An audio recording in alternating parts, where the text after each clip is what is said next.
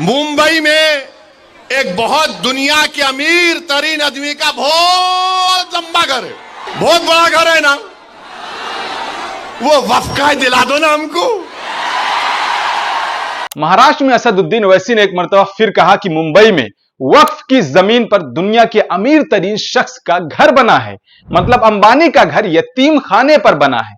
अनाथालय बनना था, लेकिन इस जमीन पर अब अंबानी का घर बना हुआ है। इस जमीन को गलत तरीके से धांधली करके खरीदा गया।